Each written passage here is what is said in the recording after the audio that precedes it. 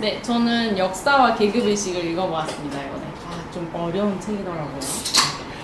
네, 요즘, 이 역사와 계급의식에서 말하고자 하는 거는 이제 역사는 계급으로 반복된다라고 이거를 먼저 생각하고 들으시면 편하실 것 같아요. 그래서 그렇기 때문에 우리는 계급의식을 가져야 되고, 이런 지배 계급들의 역사들이 반복된다. 우리는 이제 평등하다는 이 자본주의 사회 안에서 평등한 것처럼 느껴지지만 그게 아니라는 것을 오늘 알려드리겠습니다. 야, 제가 왜 이렇게 어려웠나 했는데 여기 보면은 역사와 계급 의식을 마르크스주의 변주구방 영어 공부 이렇게 설명을 하면서 어떤 학자들을 알아야 되냐, 마르크스도 알아야 되고 헤겔의 변증법도 알아야 되고 이 책의 지필자 게오르그 루카치도 알아야 됩니다. 네, 선생님들의 이해를 돕고자 이 한 분 한 분들의 사상을 조금 간단하게 살펴보고 넘어가려고 해요. 그래서 저는 좀 약간 떨어요, 지금. 네네. 자, 이제 마르크스는 이제 자본주의 사회를 생산수단의 소유 여부에 따라서 자본가와 노동자, 즉, 부르지아지와 이제 프롤레타리아트로 이렇게 나누게 되는데, 이 부르주아지는 무엇을 가지고 있느냐? 자본으로 토지를 가지고 있어요. 그리고 제가 한때는 건물주가 꿈이었는데 네, 이 건물을 가지고 있고요. 또 공장을 가지고 있으면서 그들은 노동력이 없어도 이 노동력들을 통제하고 그것을 관할하는 것으로 인해서 자본을 계속 굴리면서 증대를 해나갑니다. 근데 반면에 프롤레타리아트는 어디 위에 위치해 있느냐? 네, 여기 일하시는 분 보이시죠? 이분이 노동력을 제공하면서 자본을 버는 프롤레타리아트입니다. 네. 그래서 우리의 위치도 좀 잘 알아야 되기 때문에 우리도 프롤레타리아트일까? 라는 이 재밌는 짧지만 작은 알고리즘을 가졌어요. 여기서 내 노동력 없이 생계를 유지할 수 있는 분 혹시 손 들어보실까요? 네. 그렇다면 저희는 프롤레타리아트이신 걸로 우리의 계급 의식을 가지고 이제 강의를 시작해보도록 하겠습니다. 다음에 이제 헤겔의 변증법이라는 것은 어떠한 한 사건이 있을 때 그게 아무리 부정적이더라도 그것의 역설, 그런 것의 모순을 이제 생각해 보면은 새로운 국면으로 나아갈 수 있는 통합을 이룰 수 있다. 이렇게 해 나가면서 하지만 그것은 고정되지 않고 또 정반합을 이루어 나가면서 세계는 변혁해 간다라는 것이 이제 헤겔이 주장한 태제예요.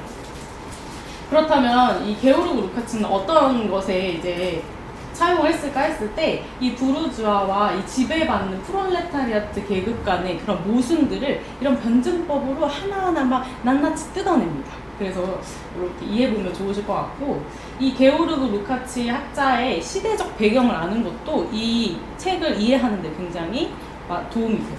그래서 저도 이 게오르그 루카치를 찾아봤는데 사실 이분은 헝가리 프롤레타리아트를 혁명을 어떻게 일으키는가에 대해서 이렇게 집필했는데도 불구하고 이분은 사실 유대인이고 유대인의 그 은행가 집안 사이에서 태어난 부르주아였어요. 사실은 그런 부르주아 계급이었고 헝가리 사람이었습니다. 그런데 왜 이런 마르크스주의자를 이제 따르게 되었을까 했을 때 이제 1900년대 역사적 배경에 있어서 1900년대는 유럽의 식민지 열풍이 불었죠. 그래서 유럽 열강이라고도 하고 거의 땅 따먹게 하는 것처럼 유럽들이 이제 식민 지배를 하면서 자기 자국의 자본들을 계속 증대시켜 나가고 배불리고 이랬었던 것이죠. 그런데 자기 것만 이렇게 취하다 보니까 이해관계들이 막 얽히고 설키기 시작하면서 사건이 하나 빵 터지게 됩니다.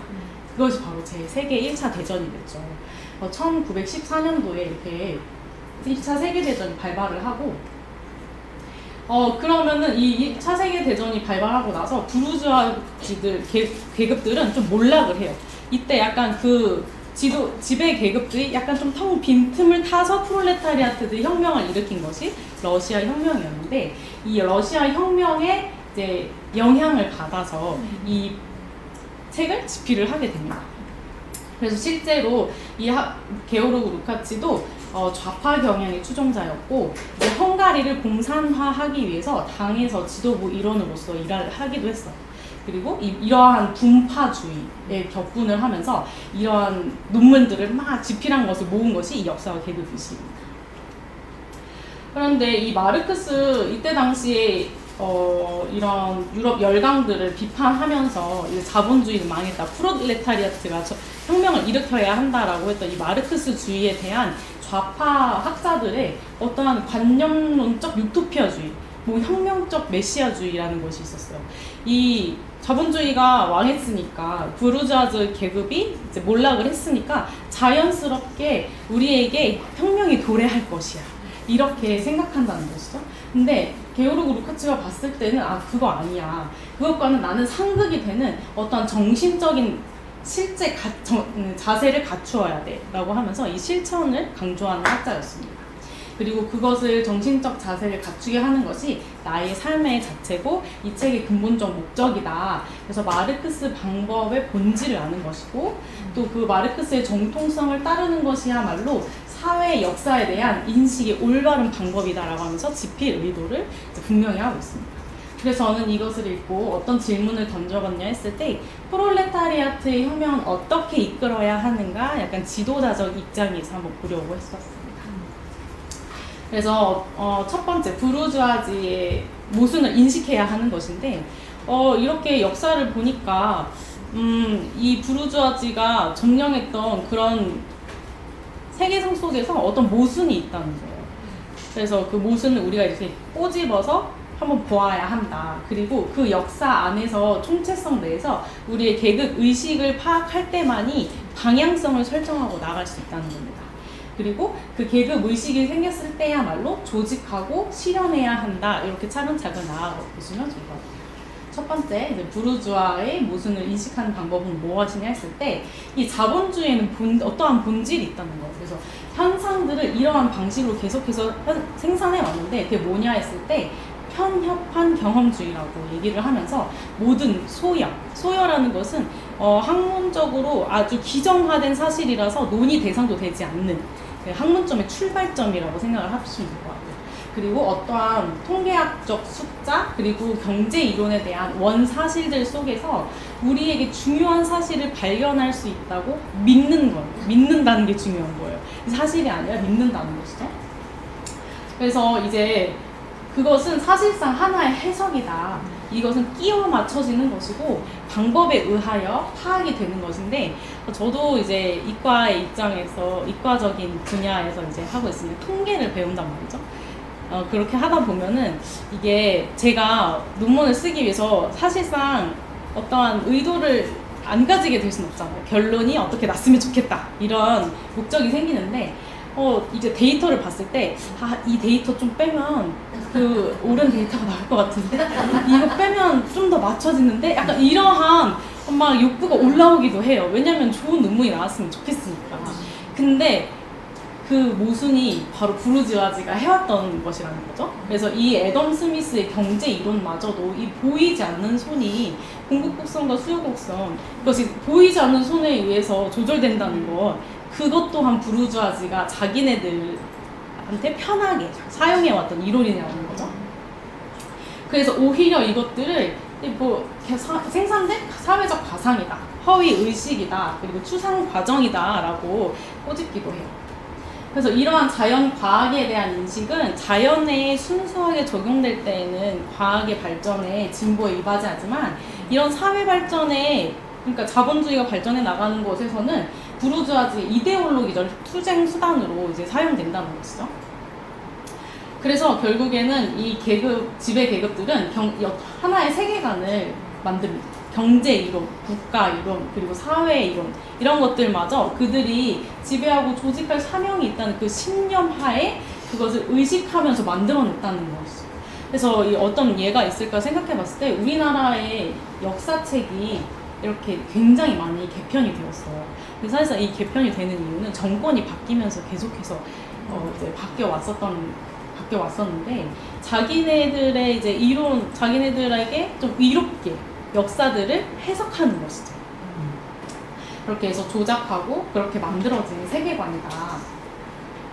그리고 또 이런 주식회사나 카르텔, 트러스트 이런 것들은 어떤 기업의 독점이라고 보시면 되는데 이런 집중화가 더욱더 많이 수행될수록 그리고 집중화가 그쪽으로 계속 몰릴수록 이 자본의 사회적 성격을 조직상으로 더욱더 분명하게 드러난다는 것이죠. 왜냐하면은 그 GDP라는 것이 있는데 GDP가 1인의 총 생산량이라고 해요. 우리나라에. 그렇게 수치를 따지고 봤을 때 우리나라는 4대 기업, 삼성, LG 뭐 그런 주류 기업들이 한 50% 이상을 먹는다고 해요. 그래서 이런 집중, 자본에 오히려 이제 그런 통계학적 수치들로 사회를 뭔가 통제해보려고 했지만 오히려 그런 숫자들로 자기의 모습을 드러내는 것이죠. 네, 그래서 실제로도 이렇게 정경유착 계속 있어 왔고, 또 기사를 찾아보니까 윤 정부 정책은 친재벌이었다. 이 GDP가 19년도에 16%였는데 22년도에 18%까지 올라갔다. 이렇게 계속 모순이 드러나기 시작하는 거예요. 그래서 이 부르주아 사회의 본질은 이 어떤 선택의 기로에 놓이게 될 수밖에 없는데, 그들에게 있어서 이러한 사실들을 숨기는 것은 생존이에요. 왜냐면 우리들이 먹기 좋게끔 만들어 놓은 경제사회니까. 그리고 또 이것이 계속해서 분명해지고 드러낼수록 모순은 드러난다는 것이죠. 그래서 결국엔 이렇게 선택의 기로에 놓이게 되는데, 이건 사실 진퇴양난일 수밖에 없는 게, 이 숨기는 것이 생존이기 때문에 이렇게 해왔던 것을 도덕적이지 않다고 의식은 하지만 비도덕적으로 계속해서 지속해 할 것인가, 아니면 이런 모순이 점점 분명하게 통찰되는 것을 의식적으로 알고는 있지만 그냥 피하든가, 이 둘 중에 하나밖에 없다는 거예요. 그래서 이 부르주아들은 자기 존재 내 내적인 허무성을 이렇게 드러낸다는 거예요. 이제 역사를 봤을 때. 그래서 이미 세계사적으로 확신이 되어 온 것이고, 자신의 적나라한 존재를 자기 이익만 옹호하는 것에서부터 이런 황량함이 드러나버리게 된 것이죠. 그래서 이러한 이데올로기적 위기는 몰락의 징조이다. 자기 보존을 위한 투쟁인데, 사실 이것은 이렇게 함으로써 부르주아지는 지도력을 상실했다. 그래서 오히려 이거 또 모순적으로 생각해보면은 그런 프롤레타리아트가 혁명의 기회가 될 수도 있다는 것이죠. 그래서 우리들은 혁명을 일으키기 위해서 어떻게 해야 되는가 했을 때, 총체성 내 계급 의식을 파악해야 된다는 것이죠. 이 노동 과정이라는 것이 추상적이고 합리적인 부분 작업으로 계속 분해되어져 있다는 거예요. 아까 이제 전하나 교수님께서도 그 집열체에서 말씀해 주셨듯이 하나하나 개별해서 옆에 사람이 뭘 하는지도 모르고, 이게 어떠한 상품을 만들어내는지도 모르고 그냥 오늘에 쌓인 그 업무를 하기 바쁜 거예요. 그렇기 때문에 우리의 총체성에 대해서 눈을 자꾸 멀어뜨리는 거고, 시선 분산이라는 거죠. 그리고 또 이러한 부분 작업들은 오로지 돈을 벌기 위한 수단으로, 그런 합리적인 목적으로만 이렇게 분배가 되었기 때문에 우리는 노동자가 맺는 생산물에 대한 관계는 계속적으로 해체가 되고 허구가 된다는 거예요. 추상화가 되고. 그래서 결국에 우리의 노동은 기계적으로 반복되는 특수 기능으로 환원되거나, 그래서 이제 노동을 하게 되면 돈을 주면서 이제 저희 잠시 금융치료를 받잖아요. 네, 그런 것으로 시선을 자꾸 돌리는 거예요. 보너스 나오면 더 좋고, 뭐 그런 걸로 이제 계속 해체한다는 것이죠. 이 개별 분과적인 이러한 관점들은 이 제국주의가 드러내놓고 이 지배했던 세상을 그 구별을 모호하게 만드는 것일 뿐이다. 왜냐면은 그들은 더욱더 교묘하게 뒤에 숨어서 자본가들이 더 추상화하고 개별 분과적으로 나눠가지고 의식하지 못하게 한다는 것 뿐이죠. 그래서 제가 자료를 찾아봤는데 우연적으로 발견한 것인데, 이 나이키 하청업체와 동남아시아의 식민 지배 역사를 봤을 때 굉장히 지도 비슷하지 않나요? 그래서 이 노동력이 값싼 곳에서 이 지배가 아직도 이루어지고 있다는 이 현실을 지도로 파악할 수도 있는 거예요. 그렇기 때문에 이 제국주의, 군국주의 우리 역사는 계속 반복되고 있다. 다른 것이 아니다. 우리는 여기서 인식해야 되는 거예요. 아, 우리 역사 반복되고 있구나. 제국주의와 다를 바 없구나. 그러면은 어떻게 더 구체적으로 들어가 보게 되냐면, 대상성 형태라는 것을 우리는 인식을 해야 된다는 거죠. 이 대상성 형태 이꼴 특정한 관계 속에서라고 생각해 보시면 돼요. 이 흑인이라는 이 인종은 그냥 흑인인 건데 어떠한 특정한 관계 속에서 노예가 되는 것이고, 명방잡기도 어떤 특정한 관계 속에서만 자본이 되는 거예요. 원래는 기회인데. 이런 관계로부터 계속해서 떨어져 나오면 그것은 더 이상 이제 자본이 아닌 거죠. 우리의 노동력도 이제 더 이상 자본이 아닌 것이게 되는 것처럼.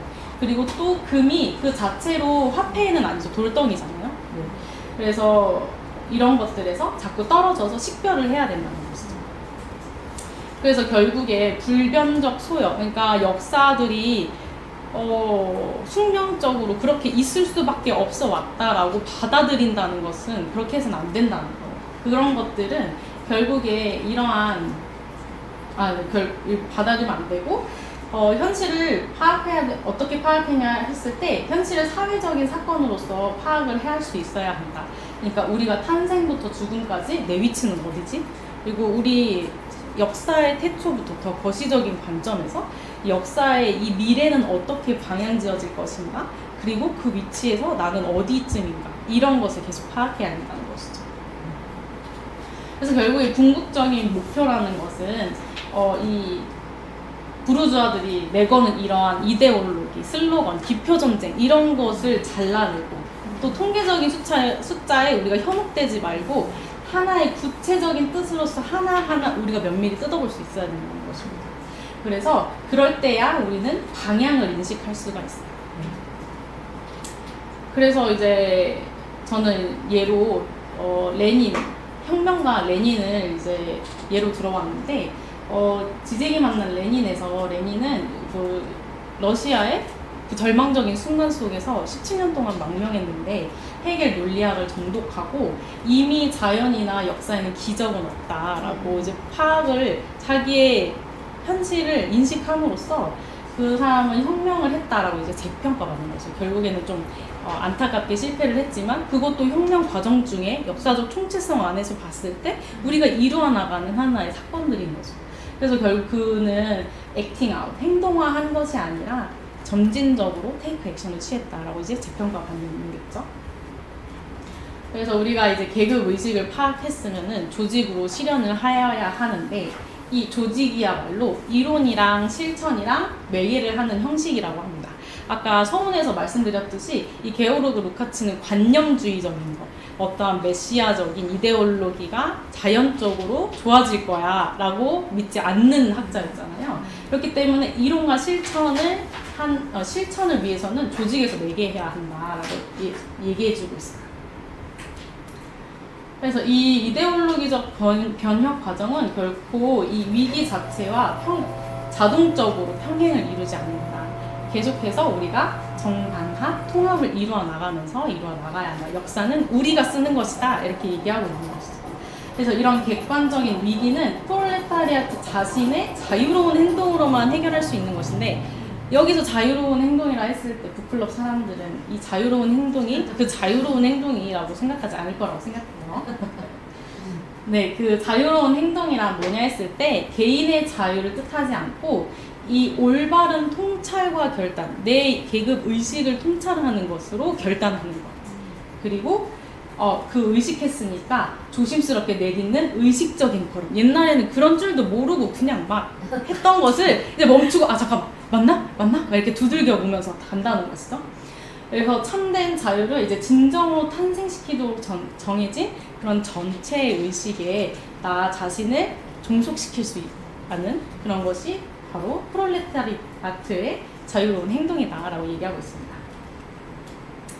그래서 이런 자유를 어떻게 실천하느냐 했을 때 우리는 규율을 만들어내서 실천을 해나가야 한다.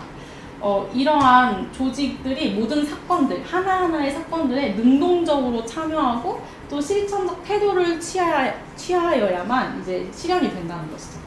이 전 인격을 경주할 때라야 가능하다라고 얘기하고 있는데 이 경주라는 것을 찾아보니까 쏟아붓다, 거기에 완전 몰입하다라는 뜻을 가지고 있더라고요.